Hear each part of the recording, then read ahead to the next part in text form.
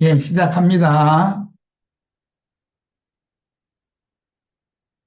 예, 첫째 시간에 어린아이가 가지고 있던 한 끼 식사거리라고 비유한 에, 보리떡 5개와 숯불에 구운 물고기 2마리를 주님께서 받아가지고 축사하시니까 제자들에게 그걸 다시 나눠줬는데 모인 무리가 어린아이와 여자들을 제외하고 5천 명이나 배불리 먹고도 12광주리가 남았다. 이제 이렇게 돼서 그러면 그 어린아이의 한 끼 식사 보리떡 5개와 숯불에 구운 물고기 2마리라고 하는 어린아이의 식사거리라는 게 뭐냐? 베드로의 형제 안드레가 예수님께 질문한 것을 그렇게 비유적으로 말한 것이다. 그럼 왜 이런 질문을 했을까? 이 많은 무리가 때가 됐는데 시장을 감았으니까 마을로 보내서 각자 음식을 사 먹고 돌아오게 하시면 되겠습니다. 그랬는데 예수님은 그들을 마을로 보낼 것이 없고 너희가 먹을 것, 그들이 먹을 것을 너희가 나눠줘라. 이러니까 당연히 거기에 대한 질문을 해야 맞는다. 그런 말이에요. 그런데 안드레가 그 질문을 했는데 거기에 대해서 자세하게 예수님이 영적인 의미를 이해하도록 풀어서 많은 대중 앞에서 풀어서 설명을 해 주셨는데 실제는 제자들을 먼저 설득하는 것이 더 중요한 문제죠. 예, 이제 상황은 이렇다는 거예요. 그래서 요한복음 9페이지 하단에요. 6장에서는 오병이어의 표적을 구체적으로 기록하였는데 안드레가 예수께 여짜오되 여기 이게 제일 중요한 핵심 포인트라는 거예요. 여기 한 아이가 있어. 그러면 실제로는 안드레의 어린아이와 같은 심정을 지금 빗대서 하는 말이다. 이게 질문을 한 여짜온, 주님께 여짜온 이 내용이 보리떡 5개와 물고기 2마리로 상징이 되어진 것이다. 그런 말이야. 그러나 그것이 이 많은 사람에게 얼마나 되겠사옵나이까? 라고 말했다고 기록했습니다.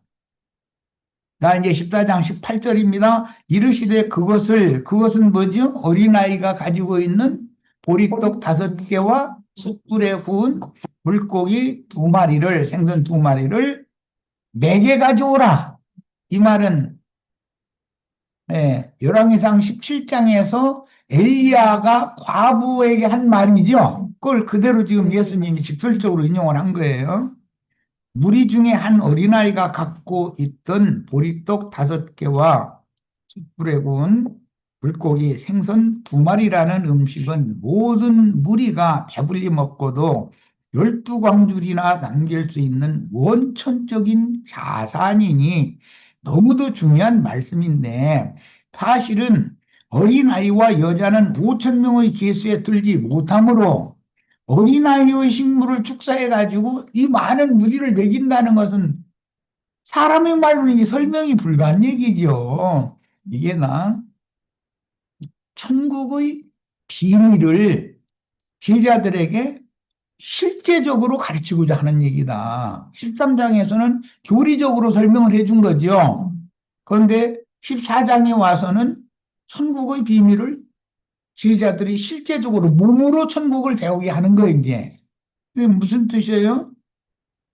주님이 가르쳐 준 이런 영과 생명의 말씀, 영생의 말씀을 제자들이 그냥 뭔가 낀 것이 없고, 흐릿한 것이 없고, 아주 청명하고 맑게, 확실하게 깨달아가지고, 그들이 나가서 전도를 해서 사람들을 얻어서 목양을 제자들 해야 된다는 말이에요. 예수님, 나는 12제자 너희를 목양하는 것이 목적이고, 너희가 이제 더 큰 일을 앞으로 해야 된다. 그것이 예수님이 말하고자 하는 의도다. 그런 말이에요, 지금. 어린아이 식물로 번역된 파이다리온이라는 건 예, 마태복음에서 제자들이 소유했던 음식물이었고, 여기 음식물이라고 하는 개념이 육신을 위한 음식물이 아니고 천국의 비밀, 예. 천국의 왕을 동역해서 어떻게 천국을 이 땅에서 세울 건가 이 얘기단 말이야. 예. 하늘에서 이룬 하나님은 아버지의 뜻이 땅에서도 이루어지려면 지금 이 말씀을 잘 이해를 해야 된다 그런 말이야. 예.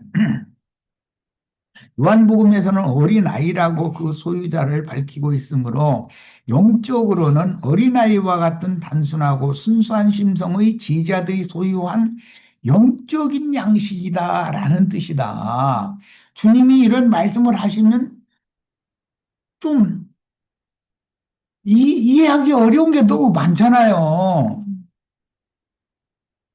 어린아이와 여자들을 뺀 남자들, 장정들만 5천 명이나 배불리 먹일 수 있는 그런 양식을 제자들이 지금 어디에 가서 구해서 이 많은 무리를 먹이란 말이에요. 근데 주님께서는 이 무리를 마을로 내려보낼 필요가 없다. 너희가 나눠줘라. 그랬으니까 당연히 질문을 해야 되는 거 아니냐 이거예요. 우리文상이 형제하고 애선이 자매는 이 일을 잘할 거라고 난 믿고 있어요. 그래야 나도 소망을 두고 살아야지. 내가 무슨 세상에다가 뭐 무슨 소망을 두고 사는 사람도 아니고.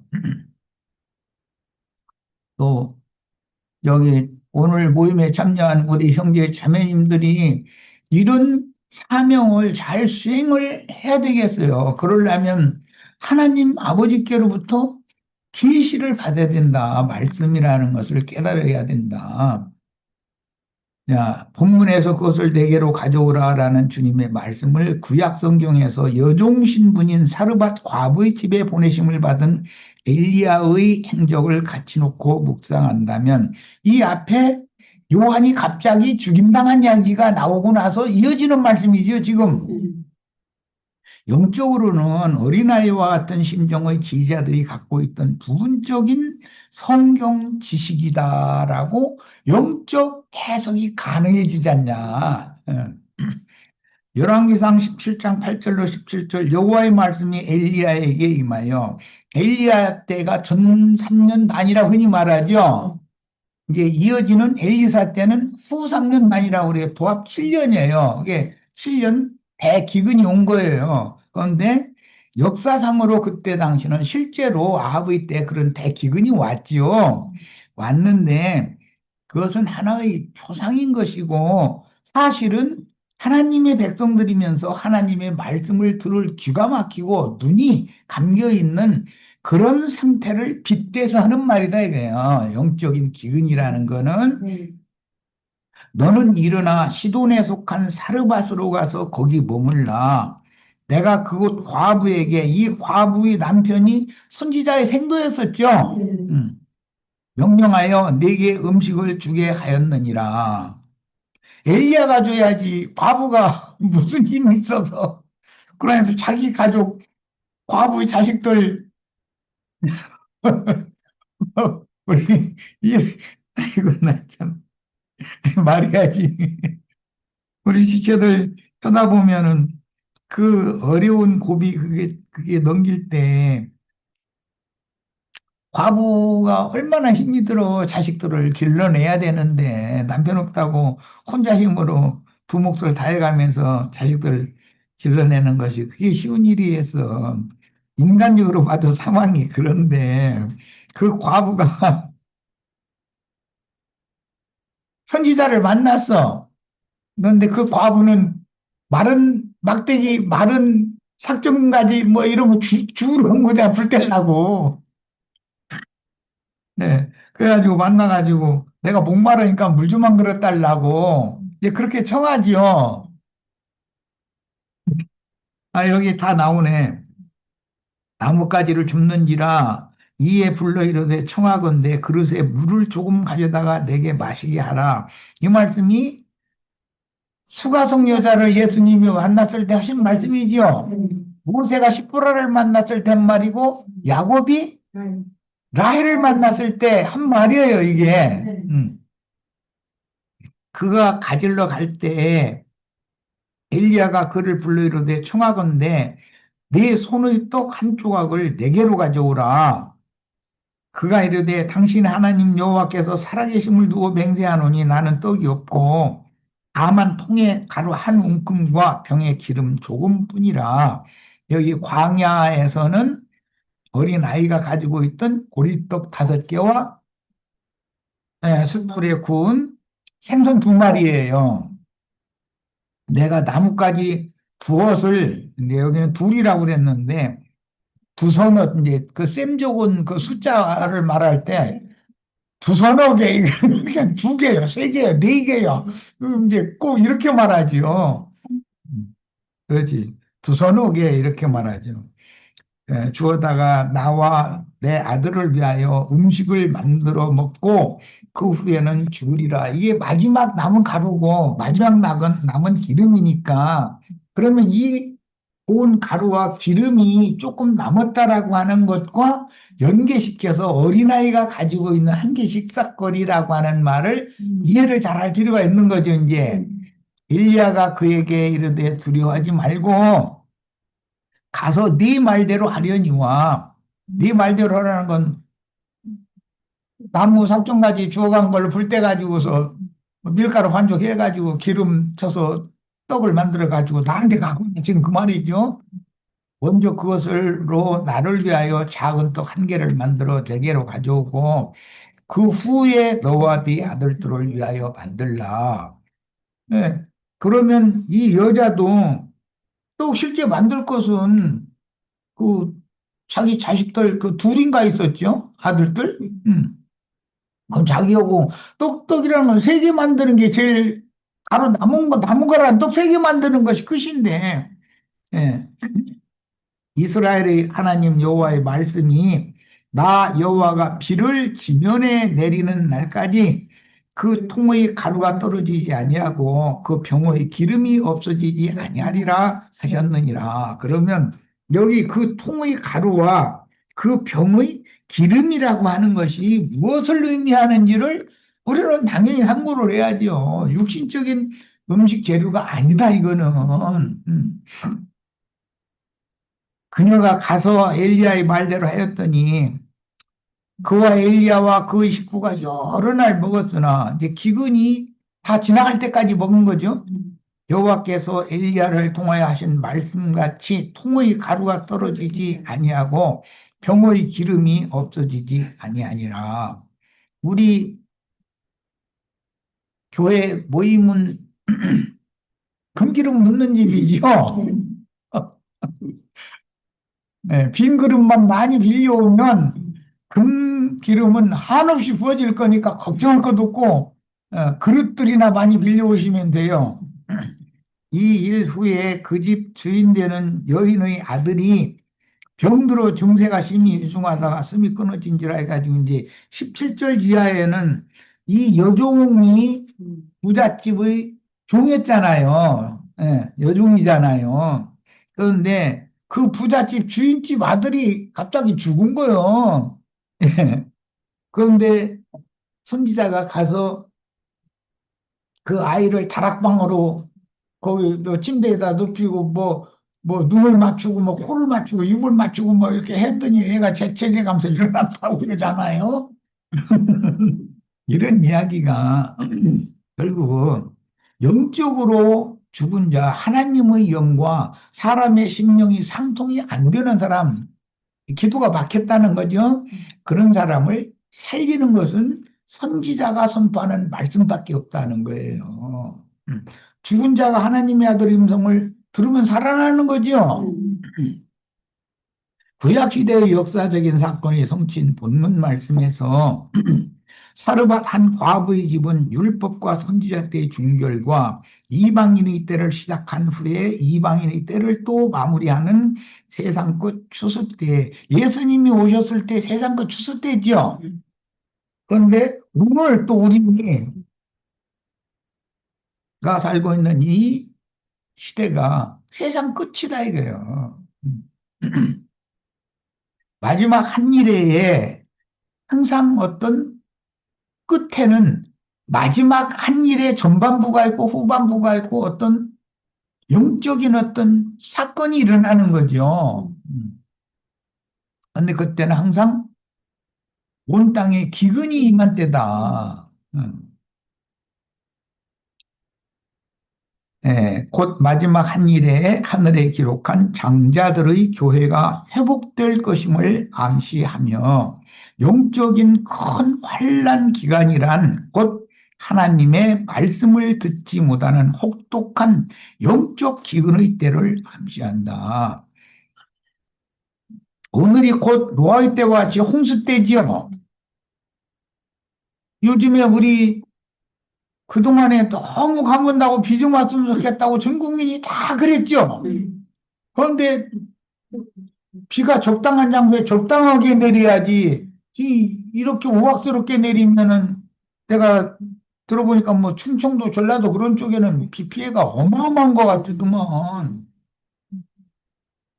그게 홍수잖아요. 주님이 다시 오실 때는 노아의 때와 같을 거다라고 이미 예언이 됐어요. 오늘날 세속 교계에 이와 같이 영적인 생명 양식을 공급해주는 무리는 어딘가 감춰져 있겠지만 별로 눈에 띄지 않고 맨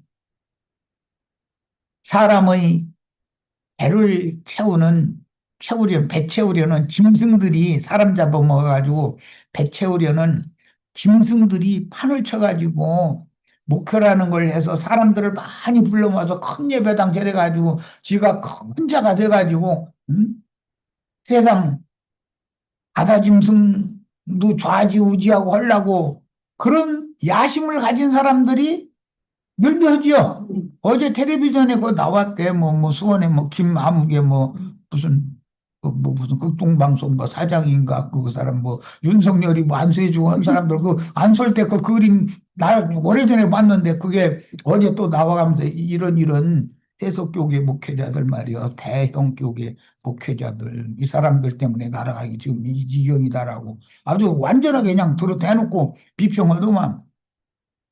그런데 세상 나라에서는 나처럼 얘기하면 이단자고 그 사람들은 나라를 위한 사람들이요. 근데 나라가 뭐가 됐어? 그 사람들 은 대로 했어. 뭐 세상 얘기는 난 별로 하고 싶지도 않지만 이렇게 사람들이 신앙생활을 하는데도 분별력이 없다 이거예요. 음. 세상 대인들이라는 게 전부 다 보면은 세상 대인들 적그리스도들은 큰 말 하는 입을 받는 것이 특징이요. 바다짐승 중에는 트럼프라는 사람이 지금 큰 말하는 참남된 말을 하는 입을 받아가지고 그냥 허공에다 대고 막 떠들죠. 내가 들어올 때는 좀 미친 소리 하는 것 같아. 우리나라 지금 감옥 간 사람 그 사람도 뭐 요즘에 뭐 혼나는 걸 보면 저 사람이 정신이 약간 간 사람인가 싶을 정도로 너무 그 생각이 막지가 못한 것이 보이거든. 그런데 내가 이런 말 하면은 말이야. 안 좋게 생각할 거 아니냔 말이에요. 그 편 사람들은 그것은 진리와 생명의 영이 그 사람을 사로잡은 게 아니다. 맑은 정신이 아니야. 내가 보기에는 뭐 말한 거나 하는 짓을 보면 이게 바로 짐승떼가 아니냐 이런 말이에요. 그리고 바다 짐승과 땅의 짐승은 반드시 친구가 돼가지고 하면 뭔 일이 나라 일이라는 거 물 말아 먹어버려. 문제가 돼 그게. 선지자라면 세상 나라 정치적인 어떤 그 짐승의 잘못에 대해서 냉철하게 지적하고 이렇게 하면 안 된다고 이렇게 하나님의 말씀을 바로 전하고 핍박을 받아야 되는데 그 사람들과 손잡고 부귀영화를 누리고 예배당 사람 숫자 늘리는데 쓰임이나 받으려고 그런 용도로나 생각하고 그러면 그건 뭐가 되겠어 도대체. 자, 계시록 12장에는 하늘에 해를 입은 이적의 여자가 계시되는데 그녀는 과부이며 많은 물 위에 짐승을 타고 앉은 큰 음녀는 자신이 과부가 아니라 여왕이라고 말을 해.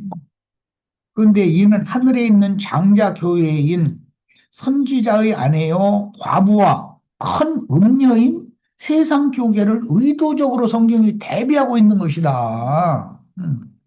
하늘의 한 여자 과부 장자들의 교회는 장차 철장으로 만국을 다스릴 사내 아이를 낳아서 레위기 12장의 사내를 낳은 여자가 있고 여자아이를 낳은 여자가 있죠. 같은 어머니라도 음녀 이세벨도 아달랴의 어머니잖아요. 예수를 낳은 정결한 동정녀 마리아도 있잖아요. 여자가 다 똑같은 건 아니다. 이게 성경에 대두하는 법이 있다. 그녀의 때에는 짐승 때와 맞물림으로 한 일의 극한 기근 때 알곡 추수를 위해 보내신 하나님의 사람을 동력하여 뱀의 낯을 피하여 3년 반, 1260일, 한 때와 두 때와 반 때 42달 기간에 여자의 남은 자손을 양육하여 알곡으로 추수되게 합니다. 주님이 오실 때 노아의 때와 같다 그랬고 롯의 때와도 같다 그랬는데 노아의 때와 같은 것은 뱀이 여자의 뒤에서 물을 강같이 토해낸 거 홍수물이잖아요. 예. 신자들을 다 그냥 세상으로 떠내려가게 만든다 이거예요. 예. 지금 그러고 있잖아요. 지금.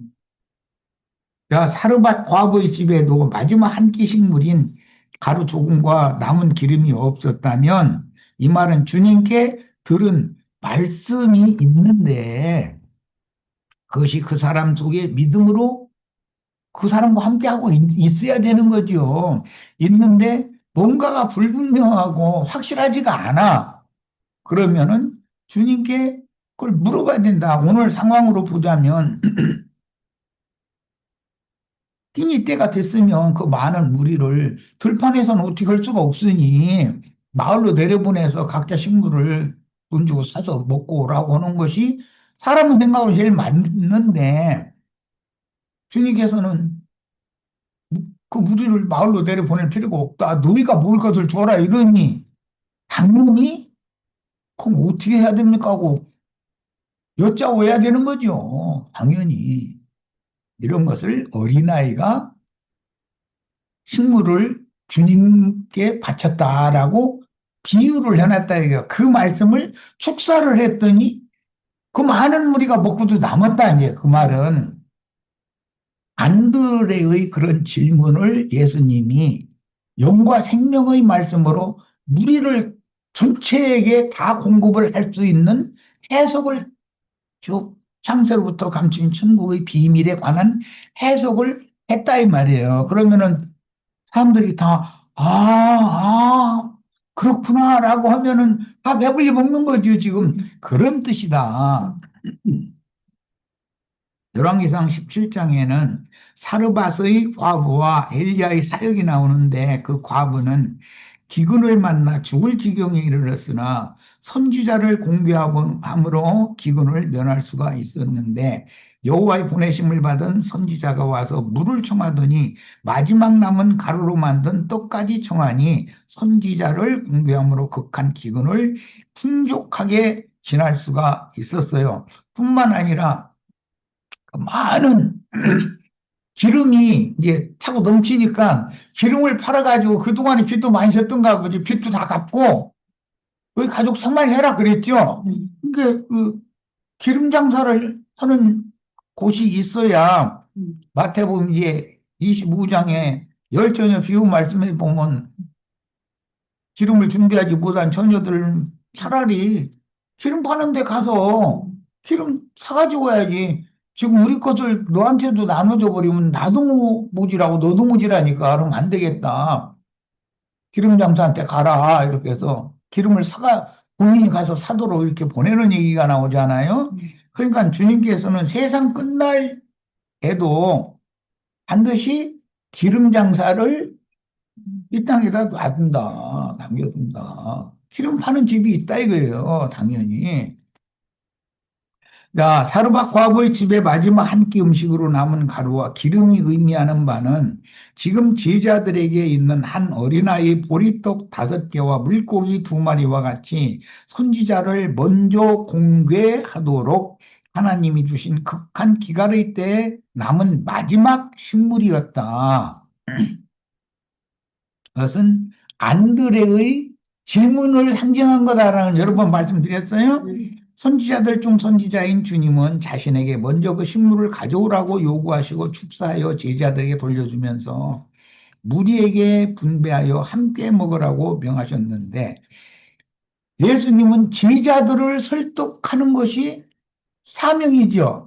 제자들은 많은 무리를 목회를 잘해서 많은 무리를 먹이고 양육을 해야 되는 거예요. 그렇게 하는 것이 생육하고 번성하는 천국의 이치다 이거예요.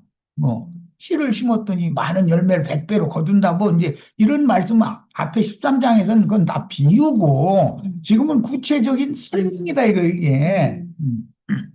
주님은 전적으로 헌신하는 어린아이와 같은 제자들의 영혼을 먼저 식사로 드셔야만 제자들을 통해서 20세 이상의 남자만 5천 명, 즉 여자와 어린아이들을 포함해서는 약 2만이나 되는 무리를 먹이고도 12광주리를 남길 수가 있으니 이 식물은 육신의 배를 채워주는 식물이 아니고 금 항아리에 감추인 만나인 천국의 비밀을 상징하는 말이다. 예수님의 입에서 나오는 말씀을 먹어야 영생하는 거 아니에요. 썩는 양식을 백날 먹어도 고기도 먹고 뭐 생선도 먹고 뭐 채소도 먹고 먹지만 결국 죽잖아요. 육신의 음식은. 그러나 그 영혼이 영생하려면은 영과 생명의 말씀을 가르침 받아야 되는 거다. 이런 말이에요, 지금. 예를 들면 교회의 모임에서 어린아이와 같이 단순하고 순수한 영을 가진 어떤 한 지체가 자신이 가진 영적 지식의 한계 안에서 궁금하던 것을 주님의 제자인 교회 인도자에게 질문하였을 때와 같은데, 비유로 증거하신 천국의 비밀을 조용히 질문함으로 주님은 자세하게 풀어서 설명해 주심으로 그 자리에 모인 무리를 풍족하게 공급하신 것과 같습니다. 주님의 참 제자인 교회의 인도자가 공급해주는 천국 복음 증거는 어린아이의 단순한 질문이지만 영적으로 신앙이 어리다지 그 말이에요 지금. 모인 무리와 또 다른 많은 이들에게 영적 양식을 공급할 수 있는 원천적인 근거가 되므로 천국의 비밀을 자세히 풀어준다면 그 말씀 강론을 들은 광야교회의 성도들은 누구나 배불리 먹고 다른 사람에게도 정확한 진리를 또 전해줄 수가 있다. 예수님보다도 제자들이 더 큰 일을 할 수가 있는 거죠. 이런 이치는 하늘 양식을 대표하는 만나가 어떻게 배고픈 광야 백성들을 먹이는지를 보여주는데, 오늘날은 특히 금 항아리에 감추어 두신 썩지 않는 양식, 상하지 않는 만나를 먹여서 추수하기 위해 영원한 복음을 전해야 하는 때이므로 본문 말씀을 깊이 있게 묵상하고 교회 집회에 대한 이상이 밝아져서 그 영적 사명을 부임받아 충성을 다하다가 데려감을 받아야 하겠습니다. 자, 오늘 집회는 이제 여기까지 해서 모두 마칩니다. 우리